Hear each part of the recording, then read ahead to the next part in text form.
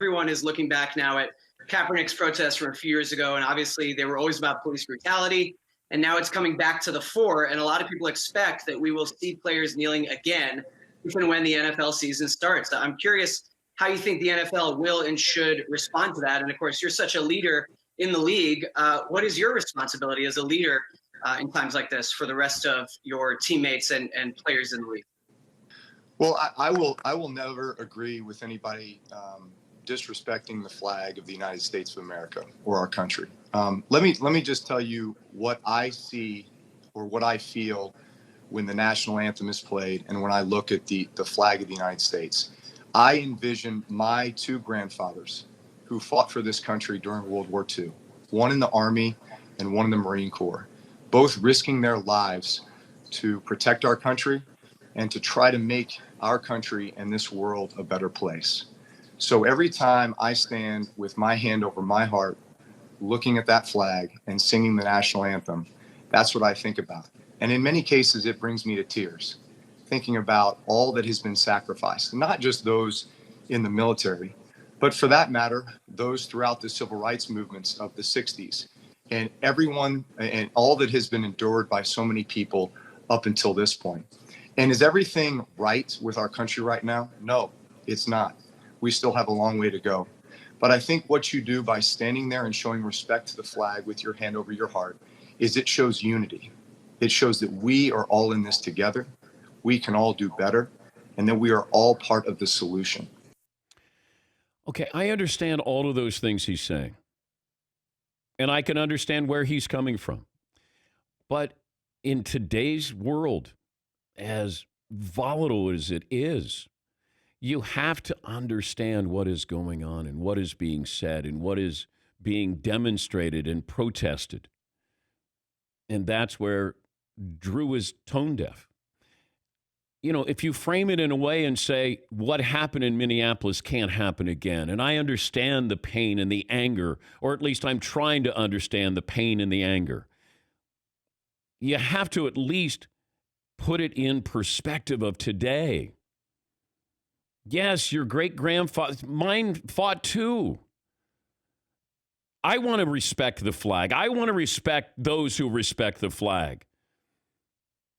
But I'll go to my grave in saying Colin Kaepernick was just trying to get eyes on this issue, systemic racism. That's what he wanted. He wanted dialogue. He did it peacefully. And it wasn't good enough. He was shunned. And now we have the hypocrisy to say, as a former employee of the NFL, hey, why don't we give him a job with the Vikings? It's just hypocritical. He just asked to have you listen. Let's make change. He sacrificed his career. And remember at the time, all those reasons why nobody wanted to sign Colin Kaepernick. Remember? People came up with all these excuses, and none of those were true. They actually had somebody say his diet. Oh, he's on a new diet. Can he withstand the rigors of playing the NFL? And I'm going, his diet? Oh, his mechanics are. Wait, this is the same guy that torched the Packers, and you're going to tell me this? But we kept making excuses. And that's the problem. We've continued to make excuses, and that's why this is where we are right now. We make excuses. We look the other way. Here's Malcolm Jenkins, Saints defensive back, talking about Drew Brees. Our communities are under siege, and we need help. And what you're telling us is, don't ask for help that way. Ask for a different way. I can't listen to it when you ask that way. We're done asking, Drew. And people who share your sentiments, who express those and push them throughout the world, the airways, are the problem. And it's unfortunate because I considered you a friend. I looked up to you. You're somebody who I had a great deal of respect for. But sometimes You should shut the up. That's Malcolm Jenkins. Drew Brees was on the show May of 2018, and he talked about his stance on the national anthem. You know, I think I've made myself very clear in where I stand in all of this. I think that the national anthem is a way to unify everyone. I think by some people kneeling and some people standing and all that, I think that that's very divisive for our country. And I think that the flag and the national anthem deserves our respect for all those who have come before us, who have fought so hard, who have died and sacrificed in order for us to have the freedoms that we have in this country. So I believe that no matter what you're protesting, because there's plenty of things about this country that I think we would all like to see improvements. I just don't think that during the national anthem is a time to voice those opinions. I think that it deserves our full respect by standing at attention, looking at the flag, hand over your heart, singing the national anthem, and paying that respect. That's Drew Brees, May of 2018. That's his opinion. I respect your opinion. I may differ from it, and in this case, I do. I don't agree with that. But you can have your opinion. It doesn't mean I hate Drew Brees, don't respect Drew Brees. I just see it differently than Drew Brees does. That's the luxuries that we're afforded here in the United States. But you just have to listen to why other people would be so passionate about it. And that's what I didn't understand when Drew, if you understand what Kaepernick is risking, and you start with his life, because there were death threats with Colin Kaepernick, let alone he killed his career. I have to understand why that means so much to you. And it's easy to go, hey, he's anti-American, he's anti-flag. He's not. He wants to be pro-American. He wants to be pro-flag. He wants that flag to mean the same to him as it does to Drew Brees. Drew Brees issued an apology this morning. I got it about 25 minutes ago. I would like to apologize to my friends, teammates, the city of New Orleans, the black community, NFL community, and anyone I hurt with my comments yesterday. In speaking with some of you, it breaks my heart to know the pain I have caused. In an attempt to talk about respect, unity, and solidarity centered around the American flag and the national anthem, I made comments that were insensitive and completely missed the mark on the issues we are facing right now as a country. They lacked awareness and any type of compassion or empathy.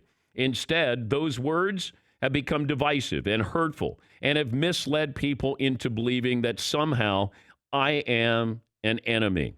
This could not be further from the truth. It is not an accurate reflection of my heart or my character. This is where I stand. Drew Brees goes on to say, I stand with the black community in the fight against systemic racial injustice and police brutality and support the creation of real policy change that will make a difference.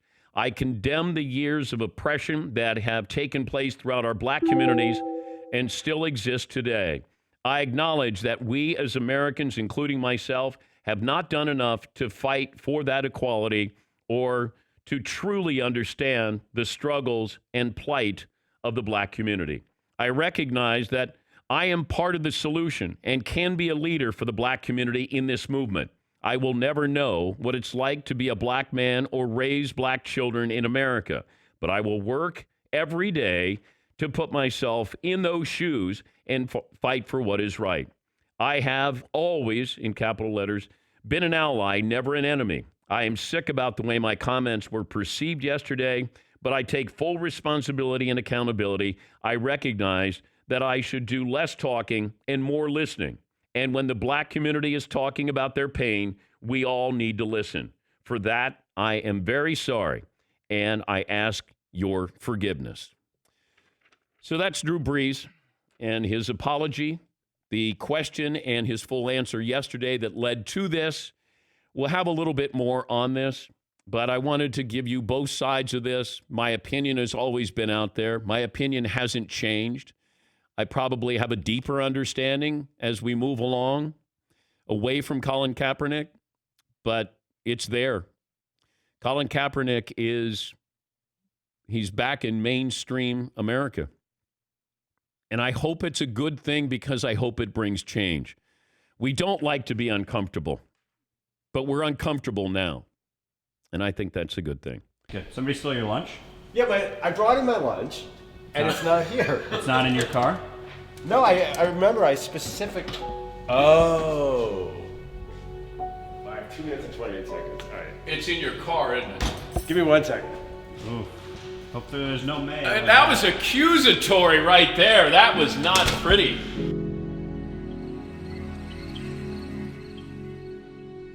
In the fridge. It's not in the car. It's not in the car. I repeat. It's not a drill. It's not a drill. But here's the thing. I came in. I remember I put it somewhere really sneaky, so nobody would see it and think it was theirs. So maybe I hid it so well. Dan, in my backpack. A little bit. So players. I found my lunch. It was in my bag. I think it's still good. I don't know. I'm gonna eat it anyway. Roll the dice. Rex Chapman, former NBA player, Kentucky star, and he wrote an article. It was in the Lexington Herald Leader, and the headline is "Injustice, Double Standards, and Heartbreaking Bigotry." Rex Chapman on race in America. Rex, kind enough to join us from Kentucky this morning. Rex, what made you write it? Oh, man, Dave. Dan, sorry. I've been on 17 different Zooms recently. I was asked a few questions the other day after George Floyd's murder, and it took me 3 or 4 days to just put my thoughts together. And I really don't want to speak too off the cuff about this stuff right now, just because I think I've said what I've said.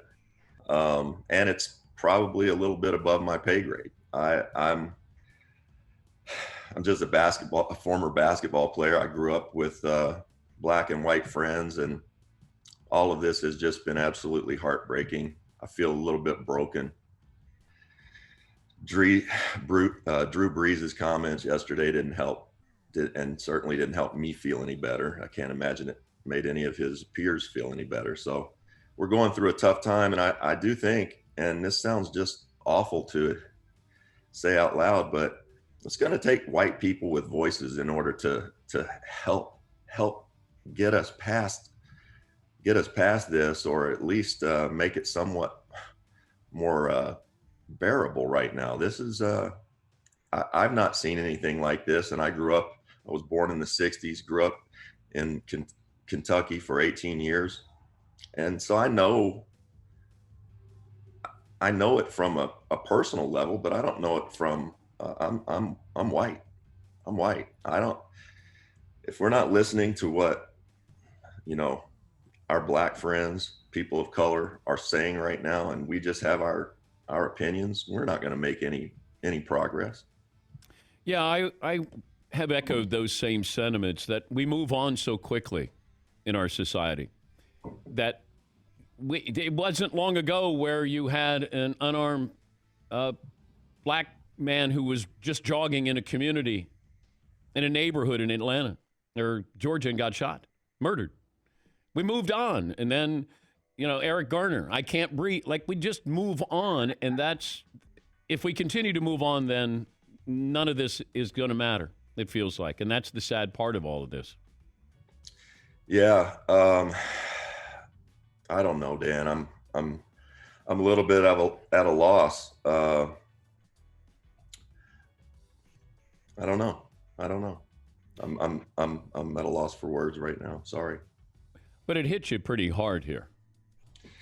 Yeah. Here's one thing I don't understand. We pay, and I've started noticing this when I was young.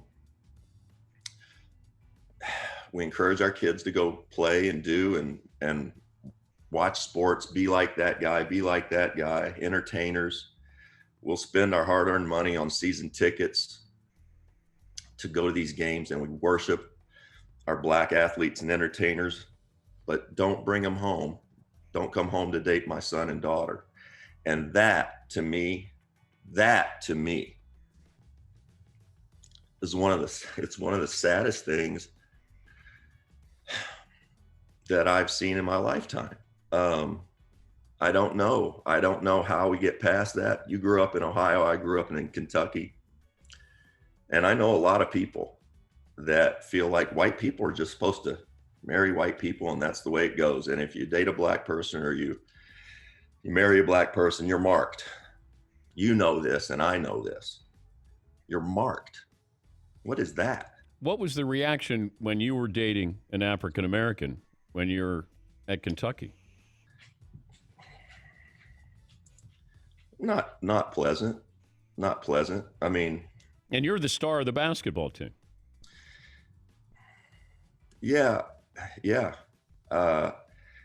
It was all real confusing. Look, I was just coming to school to play basketball and be myself. And I grew up with white kids and black kids from the time I was 7 or 8 years old. My dad played basketball, and his friends, many of his friends, lived in the projects in Owensboro. So I would be dropped off down there and hang with my friends in the projects, play basketball. It's where I learned to play basketball. I've lost my train of thought. It's all right. You know what? Let me change topics here. Thanks. Unless, would you rather not do this? Because I want to be going. respectful. Look, I know it's. Yeah. No, look, man. This is stuff that needs to be talked about. My point was, I was just going to play basketball. I was a teenager, and I didn't think about the basketball part. For me, was very easy at Kentucky. Very easy. I mean, aside from all the conditioning and stuff you do when you get to school, the actual basketball part was easy. It was the other stuff that was hard, trying to live up to. And look, not only to what people wanted me to do with my dating, but look, I didn't care about school. I didn't. And I should have, but I didn't. I could make good grades, but they wanted me, people wanted me to be the all-American guy, make good grades, be, all academic, and just sort of portray that all-American image. And I've struggled with that my whole life because I'm not that guy. I'm not that guy. I'm just me. I'm not trying to be what you want me to be. I'm just trying to be myself. And honest to goodness, Dan, I got in trouble for shoplifting a few years ago. And it's hard for me to even say that. You know me, or you've known me forever. I've never been in trouble. And I went down a path of addiction to where I actually stole something. But nobody's ever called me a thug.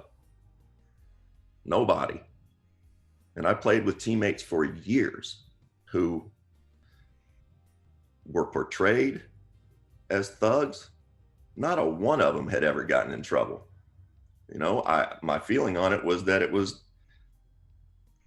it's not about thuggish behavior. It's about whether you've got tats and cornrows. And that bothers me. I played with several guys my whole career, in and out, with and against, who really the media always say, he's a thug. He's a thug. Or people would say that. And it couldn't have been further from the truth. Just had cornrows, maybe some tats, maybe dreads. I don't know. I do know that people are afraid of things they don't really understand. And I've never understood how you can look at someone and not actually want to get to know them. And listen, we can generalize all we want, Dan. You never truly know a person's pain until you've sat and talked with that individual person. Yeah. You don't know what their pain is. We're talking to Rex Chapman, former NBA player, former Kentucky star.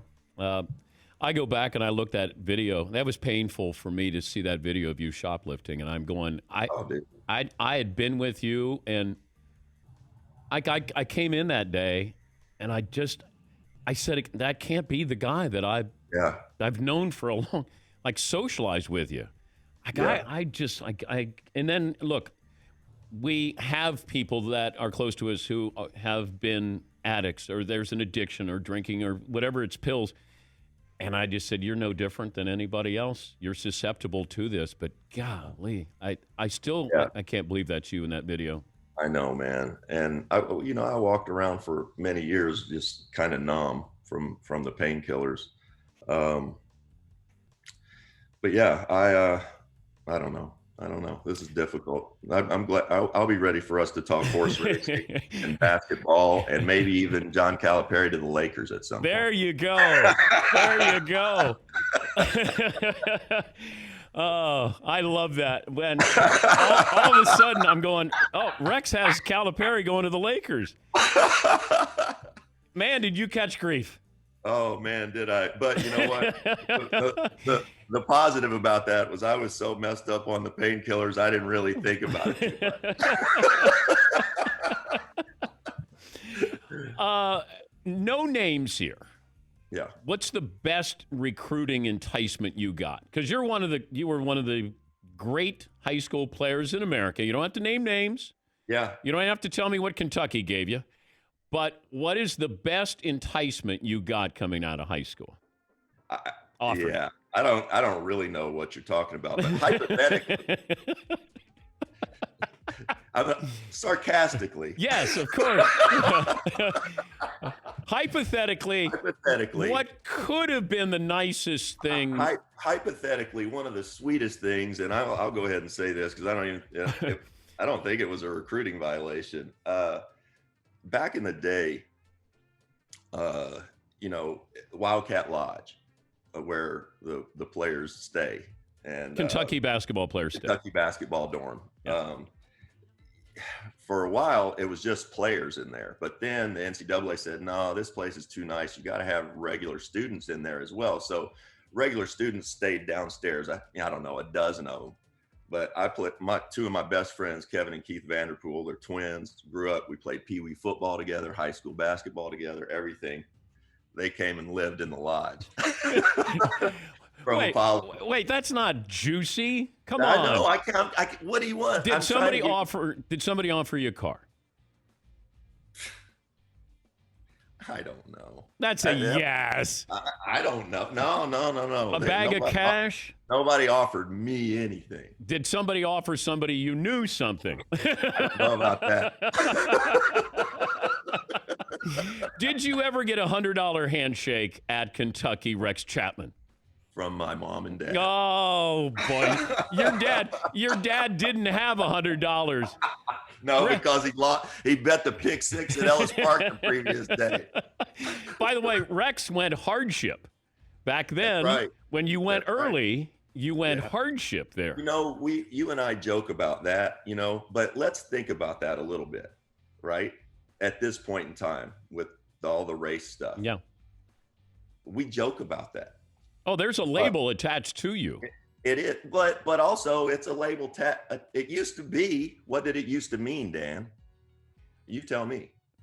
Well, that you didn't have money, that you had to help out your family. Right. And the reason it's interesting that I went hardship, it's really not because we didn't have a lot of money. We really didn't. But almost everyone else who's ever gone hardship is black. You and I joke about it, and it is kind of funny and all that. I went hardship. You leave early now, but hardship back in the day meant, something different, I think. I was trying to think how many white players went hardship. Only one that I can think of and I don't know if you probably do know this. I remember finding out one day I was getting ready to play the Dallas Mavericks. I was 18 or 19 or 20 years old, rookie. And I was looking through the game notes and saw where, studying kind of my matchups and whatnot for the night, came across Brad Davis. Remember Brad Davis? Yeah. Left early. I never knew that. Did he go hardship? Well, what else do you go? Well, I don't know. Wasn't he He left before his. He was at Maryland. Yes, he left before his eligibility. Okay, yeah. I just remember you went hardship. I don't remember Brad Davis going hardship. Right. That's interesting. Right. Yeah. So not a lot, but there's one now that I know of, and that's Tyler Hero. Yeah. Tyler Hero. By the way, you played good defense for a change on the Kentucky questions. That was, and you never played defense.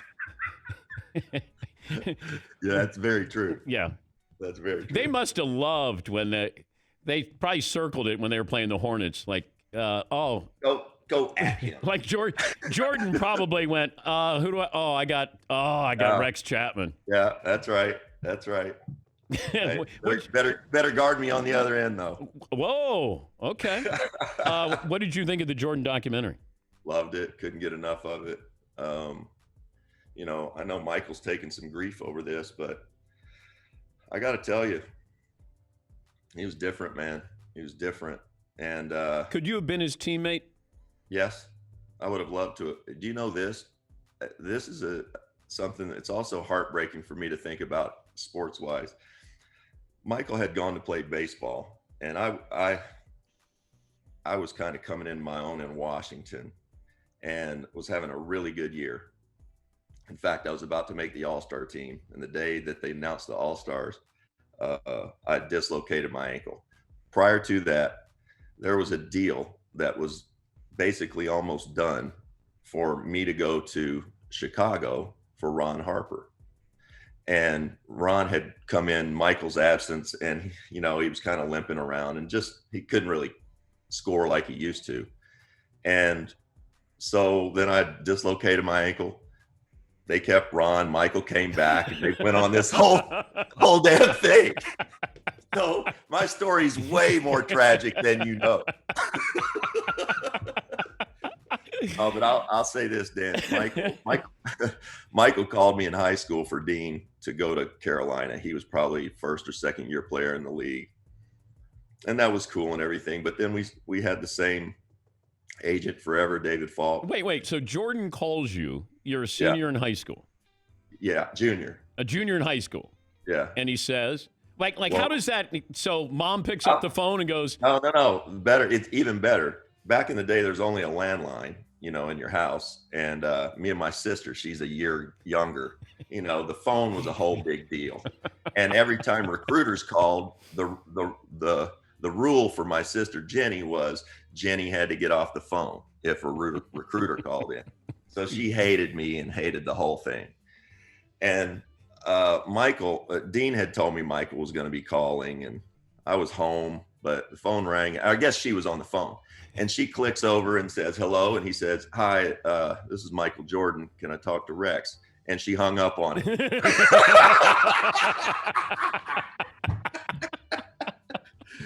He called right back, and I guess she figured it out. How did you turn? So now you know why Michael lit you up that one night, because you turned down Carolina. He holds grudges, Rex. No, man. But the thing about that, I go to Kentucky, and then I signed with David, and then Michael and I became friends, and we played golf together. We'd go bowling together and whatnot. And what I want to say is that you saw the interviews that Michael gave in high school, and that he gave, a couple years there at Carolina. I'm proud of him, man. I'm proud of where he's come from and what he's done. He didn't have to figure out the media like I do, some journeyman NBA schlepping around the league. He had to learn how to be polished on camera and say things and not be inflammatory. He's worked hard to get where he's gotten. And yeah, I know he takes a lot of grief, and maybe rightfully so at some point. I love that man. I love Michael Jordan. But I'll tell you one other little story quickly. He beat me almost every time we ever played. My year in Miami, we beat them, fluky game. I got 38 or 39. The year they went 72-10. Yeah. And we beat them at our place. They ended up sweeping us like we were a JV team in the first round of the playoffs. But this is regular season, and I had a big game, and they partied all night on South Beach. And I know they did because I was there.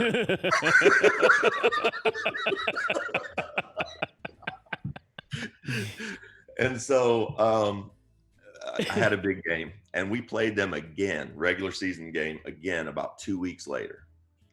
Jump ball. And again, Michael and I are friends. We'll play on the floor and all that. But I almost never beat him, almost never. And as soon as the ball was thrown up that next meeting, as soon as the ball went in the air, he went and elbowed me right in the sternum, right in. And I went, oh, and then said, shit, it's going to be like this tonight. and guess what? It was. He played, I think he got like 35 and didn't play the fourth quarter. And I got like 13 on 3 for 13. So he was apologizing in advance of putting a beating on you? Yeah. Well, no, he didn't. I said it's going to be like that tonight in my head. I was like, oh shit. And it was, and then I got a good full dose of it in 3 playoff games where he was all business in championship mode. So he's the best I've ever played against. He's just different.